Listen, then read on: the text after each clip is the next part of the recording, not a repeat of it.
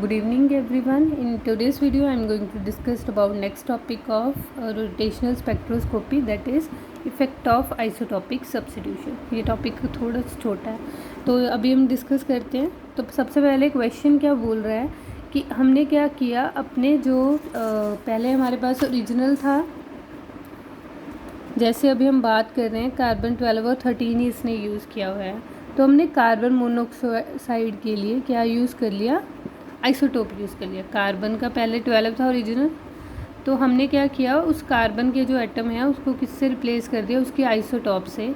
तो अब हम चेक कर रहे हैं कि हमारी जो लाइंस हैं उसमें उनकी स्पेसिंग में हमें कुछ फ़र्क आएगा या that will remain the same. तो अभी हम चेक कर रहे हैं। सबसे पहले आप मेरे को ये बताओ, जब हमने रिड्यूस मास की टर्म की थी तो हमने रिड्यूस मास की ये टर्म की थी m1 + m2, ठीक। तो वही अप्लाई करेंगे।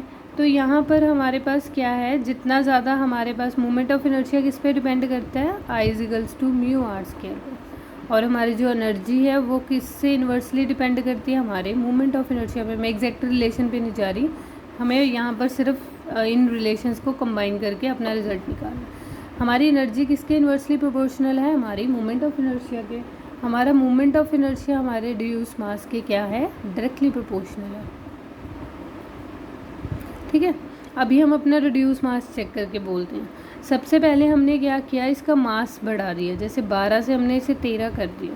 तो हमारा म्यू क्या होएगा, जितना आपकी प्रोडक्ट इंक्रीज़ करेगी और हमारा जो रिड्यूस मास है वो क्या हो जाएगा, आई इंक्रीज़ करेगा, क्योंकि हमारा जो रिड्यूस मास है वो क्या कर रहा है, इंक्रीज़ कर रहा है। तो अगर हमारा मोमेंट ऑफ इनर्शिया क्या करेगा, इंक्रीज़ करेगा, तो हमारा ई का वैल्यू क्या करना चाहिए, एनर्जी हमारा क्या करेगा, उसकी मोमेंट ऑफ इनर्शिया के इन्वर्सली प्रोपोर्शनल है। तो हमारी एनर्जी क्या करेगी, डिक्रीज़ करेगी। अगर हम बात करें एनर्जी या बी की, तो बी हमारा किस पर डिपेंड करता है, h² 8π² IC। तो ये भी क्या करेगा, बी भी हमारा क्या करेगा, डिक्रीज़ करेगा।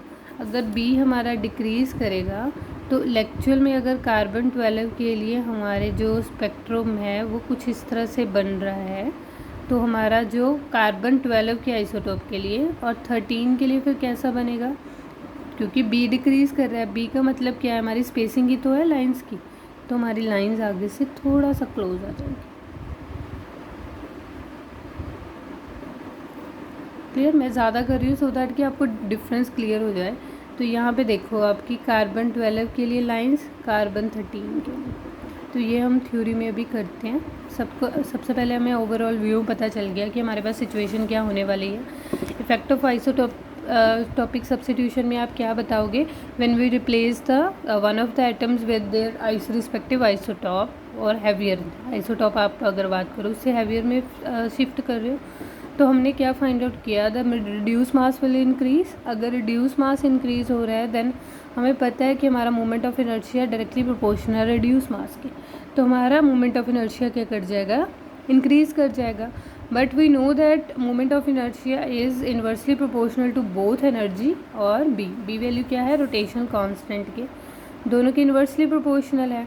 तो दोनों ही सूरतों में हमारे क्या होंगे, एनर्जी लेवल्स भी एनर्जी भी डिक्रीज़ कर जाएगी। एनर्जी डिक्रीज़ करने का मतलब अगर हम रीजनल के से कंपेयर करें तो ये लेवल हमारा कम एनर्जी पे मिल गया, हमें एनर्जी भी डिक्रीज़ करेगा और हमारा स्पेसिंग भी डिक्रीज़ करेगा, तो हमारे जो एटम्स हैं वो क्लोज़र आ जाएंगे।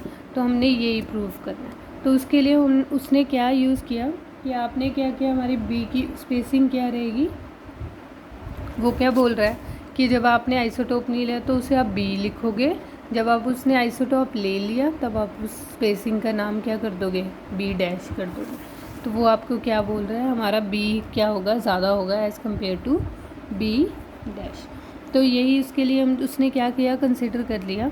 हमारे पास कार्बन 12 के लिए B वैल्यू क्या है, इतनी, उसके लिए हमारे पास कितनी वैल्यू है, B'। ये आपको न्यूमेरिकल, अगर एग्ज़ाम में आपने टॉपिक प्रूव करना है, रजे टॉपिक लिखना है, तो उसके लिए अगर आपके पास एक फैक्चुअल बिल्कुल डिस्क्रिप्शन सा होगा तो आपके जो टॉपिक है उसकी लेंथ पे भी अच्छा इफेक्ट पड़ता है, प्लस आपके कॉन्सेप्ट की जो नॉलेज है वो इंक्रीज़ होती है अगर आप कोई भी फैक्चुअल चीज़ ऐड करते हो। जैसे अभी हमने लास्ट वीडियो में हमने क्या किया था, इंटेंसिटी के लिए खुद से वैल्यू सपोज की थी कि टेम्परेचर की कंडीशन ये है, बी का वैल्यू ये रखोगे।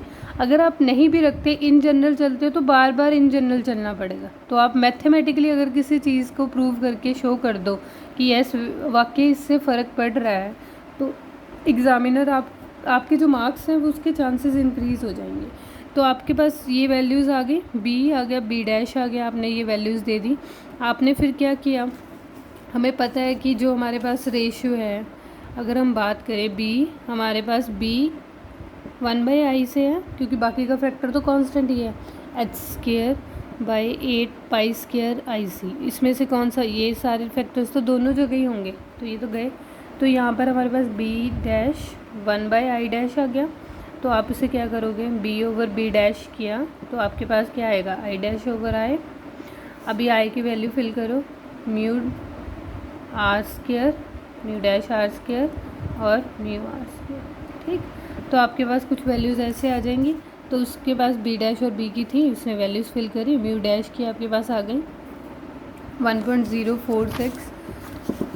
तो यहाँ पर आपके पास 1.046 को आपने पुट किया, तो अभी वो म्यू की डेफिनेशन अप्लाई कर रहा है। म्यू क्या होता है, m1 into m2, m1 plus m2। तो उसने भी यही वैल्यूज़ फिल करी है। बस आपके पास म्यू डैश आ गया, mu dash over mu, further वो किसके इक्वल है, m डैश इंटू ऑक्सीजन का जो ओरिजिनल है, ऑक्सीजन की वैल्यू हमें दे रखी है 15.994, इसका m डैश प्लस 15.994 इंटू ये वाले के लिए। तो यहाँ पर आप क्या फिल करोगे, m की वैल्यू हमें कार्बन 12 का जो आइसोटॉप का मास है वो 12 इंटू 15.994, 12 प्लस 15.994। तो अभी हमने पीछे से रेशियो फाइंड आउट किया, वो किसके इक्वल आ रहा है, 1.046 के। तो आप उसका वैल्यू फिल करोगे, तो यहाँ पर आपके पास आ जाएगा m dash into 15.994 dash plus 15.994 into यहाँ पर अप्रॉक्स 17.994 इंटू प्रोडक्ट करके आपके पास वैल्यूज़ आ गई। और जब हमने इसको सॉल्व किया तो हमारे पास जो कार्बन 13 का जो वेट है, हमने क्या फाइंड आउट किया, 13.007 के अप्रॉक्सीमेट है।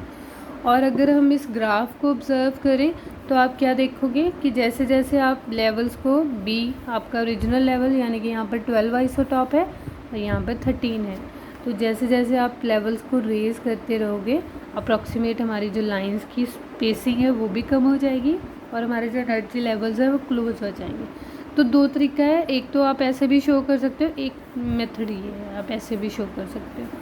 दो सिंपल सी लाइंस ड्रॉ की, तो हमारा जे लेवल स्पेसिंग को जो हम शो कर रहे हैं, इन दोनों के बीच के डिफरेंस को 2 भी है, फिर 4 भी है, फिर 6 भी है, उसे आप ऐसे शो कर सकते हो।